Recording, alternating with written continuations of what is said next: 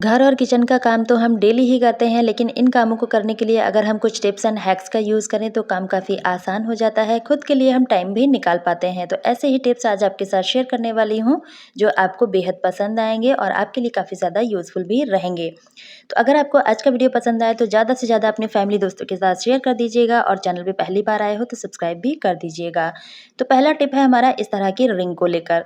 तो गोल्ड की रिंग जो है ना हम सभी वियर करते हैं, लेकिन कुछ रिंग ऐसी होती हैं जिनको कि हम डेली वियर नहीं करते हैं। कभी अचानक से कहीं जाना होता है शादी पार्टी में, तभी हम इनको वियर करते हैं।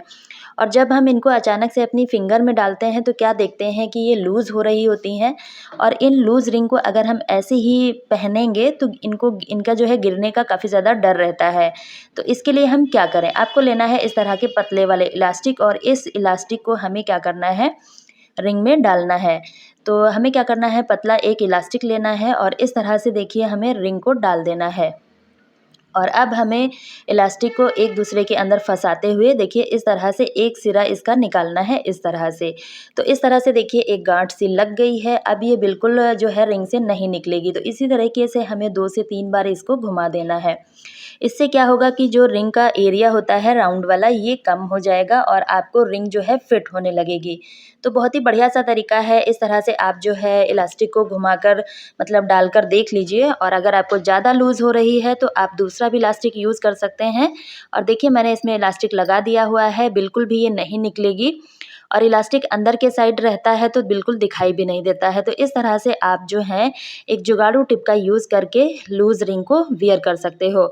अगर आपको इस तरीके से नहीं करना है या फिर आपके पास इलास्टिक नहीं है तो इसके लिए भी मैंने स्पेशल वीडियो बनाया हुआ है।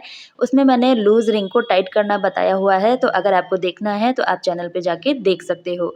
तो इस तरह से आप लूज़ रिंग को टाइट कर सकते हो। तो उम्मीद करती हूँ ये टिप आपको पसंद आया होगा और आपके लिए हेल्पफुल भी रहा होगा। अगला टिप है हमारा चश्मा को लेकर। तो इस तरह का जो चश्मा होता है ना हम सभी लोग वियर करते हैं, लेकिन कभी-कभी क्या होता है कि चश्मे को हमें उतार के कहीं रखना होता है और ऐसे ही हम इसको इधर-उधर रख देते हैं, फिर हमें टाइम पे नहीं मिलता है और कभी-कभी क्या होता है कि ये दब जाता है और टूट भी जाता है। तो ऐसा ना हो इसलिए हमें क्या करना है, जब भी आप चश्मे को उतार के रखें तो आपको लेना है इस तरह की बैंगल।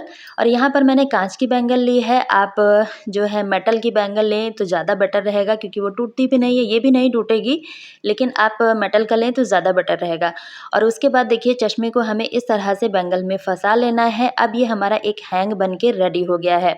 इसको आप अगर अपने किचन में काम कर रहे हो, आपको उतारना है तो देखिए इस तरह से आप उतार के इसको हैंग कर सकते हो।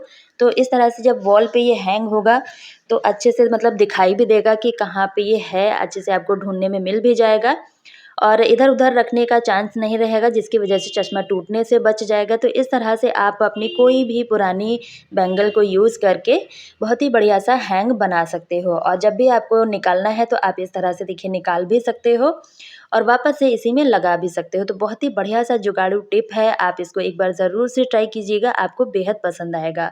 तो चलते हैं अपने अगले टिप की तरफ। अगला टिप हमारा बहुत ही यूज़फुल होने वाला है। तो फ्रेंड्स होता क्या है कि कुकर का इस्तेमाल हम सभी डेली करते हैं, लेकिन क्या होता है कि इसकी क्लीनिंग हम अच्छे से नहीं करते हैं। कभी-कभी क्या होता है हमें जल्दबाजी होती है, तो हम ऐसे ही ऊपर-ऊपर क्लीन कर लेते हैं और इसको ऐसे ही रख देते हैं, जिसकी वजह से क्या होता है कि बहुत बड़ा हादसा भी हो सकता है। और हमें क्या करना है जब भी इसकी क्लीनिंग करनी है ना तो देखिए इस तरह से हमें इसके रबर को भी निकालना है और जो इसका सीटी रहता है ना इसको भी हमें निकाल देना है। क्योंकि जहाँ पर हम रबर लगाते हैं वहाँ पर काफ़ी ज़्यादा जो है खाना आके जम जाता है और इसको भी अच्छे से क्लीन करना बहुत ज़रूरी है। तो रबर को भी अच्छे से क्लीन करना है और जहाँ पर हम रबर को लगाते हैं वहाँ पर भी हमें बहुत ही बढ़िया से क्लीनिंग करना बहुत ज़रूरी है। क्योंकि खाना हम इसमें बनाते हैं तो काफ़ी ज़्यादा बैक्टीरिया वगैरह रह जाते हैं, तो अगर हम नहीं साफ़ करेंगे तो इसमें बैक्टीरिया रहेंगे और वापस से हम खाना बनाएँगे तो वो हेल्दी नहीं रहेगा। तो आपको इस सीटी को भी अच्छे से क्लीन करना है क्योंकि सीटी अगर अच्छे से नहीं क्लीन करेंगे तो इसमें जो है खाना फँस जाएगा जिसकी वजह से स्टीम अच्छे से नहीं आएगी। तो इस तरह से आपको खोल के क्लीन करना है और इस रबर को हटा के भी क्लीन करना है। तो यहाँ पर हो गई क्लीनिंग की बात। लेकिन जब हम इसमें खाना बनाते हैं तो जैसे दाल बनाई या फिर कुछ भी ऐसी चीज़ बनाई जिसमें पानी होता है तो वो निकल के बाहर आने लगता है। तो इसके लिए हम क्या करें? तो इसके लिए आपको क्या करना है, इस तरह से देखिए कुकर को उल्टा रखना है और यहाँ पर हमें ऑयल लगा देना है। तो अच्छे से आप ऑयल ब्रश से या फिर हाथों की हेल्प से अच्छे से ऑयल लगा दीजिएगा। अब आप खाना बनाओगे ना, तो यहाँ से पानी बिल्कुल भी निकल के बाहर नहीं आएगा और ना ही कुकर का ढक्कन गंदा होगा। तो बहुत ही बढ़िया सा तरीका है, इस तरह से आप जो है कुकर के ढक्कन को गंदा होने से बचा सकते हो। उम्मीद करती हूँ ये टिप भी आपको पसंद आई होगी।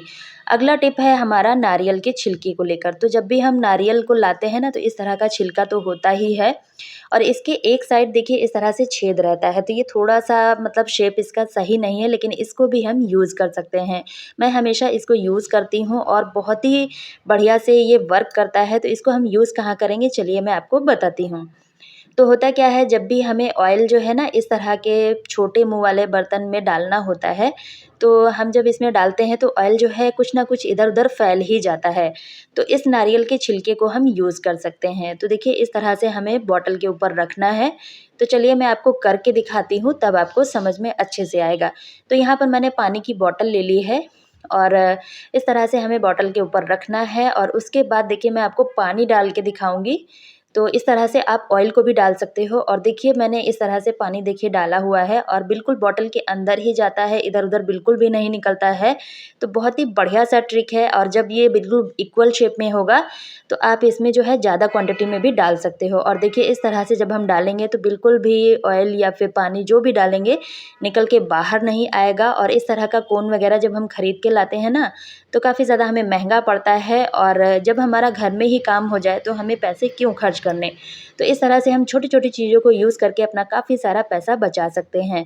तो उम्मीद करती हूँ ये नारियल के छिलके वाला भी आइडिया आपको पसंद आया होगा और हर नारियल के छिलके में इस तरह से छोटा-सा छेद मतलब 3 छेद होते हैं, तो उसमें से आप एक को खोल दीजिए और इस तरह से आप इसको एज़ अ कोन इस्तेमाल कर सकते हो। तो उम्मीद करती हूँ ये भी टिप आपको पसंद आया होगा और आपके लिए हेल्पफुल भी रहा होगा। अगला टिप है हमारा कॉम्ब को लेकर। तो कॉम्ब का इस्तेमाल हम सभी लोग करते हैं, लेकिन कभी-कभी क्या होता है कि जब हम मार्केट से नया-नया कॉम्ब लाते हैं तो काफ़ी ज़्यादा ये चुभता है। मतलब जब हम इसे कॉम्बिंग करते हैं तो ये हमारे हेड में काफ़ी ज़्यादा चुभने लगता है। तो इसके लिए हम क्या करें? तो आपको क्या करना है, देखिए इस तरह से जब हम अपने बालों में करते हैं कंघी, तो ये चुभने लगता है। तो इसके लिए आपको बहुत ही बढ़िया सा ट्रिक बताऊँगी जो आपको बेहद पसंद आएगा और यूज़फुल भी रहता है। तो जब भी हम रोटी बनाते हैं तो इस तरह से लोहे के तवे पर रोटी बनाते हैं, ये काफ़ी देर तक गरम रहता है। तो इसको हमें क्या करना है, इस तरह से देखिए उल्टा कर देना है और जब ये हल्का गरम हो तब आपको इस तरह से कॉम्ब को इस पे चलाना है। तो इस तरह से जब आप चलाओगे ना, तो ये जो होगा ना, इसकी जो नुकीलापन है ना वो ख़त्म हो जाएगा। जो भी कॉम्ब आपको करना है आप इसी तरह से इसको रगड़ दीजिए। तो इस तरह से इसका नुकीलापन ख़त्म हो जाएगा और अच्छे से कॉम्ब जो है काम करने लगेगा, बिल्कुल भी हेड में नहीं चुभेगा। तो उम्मीद करती हूँ ये भी टिप आपको पसंद आया होगा। तो आज का वीडियो कैसा लगा है कमेंट करके ज़रूर बताइएगा। इसी तरह के और वीडियो देखने के लिए लिंक डिस्क्रिप्शन बॉक्स में दिया है, आप वहाँ से देख सकते हो। तो मिलते हैं अपने अगले वीडियो में, तब तक के लिए बाय बाय।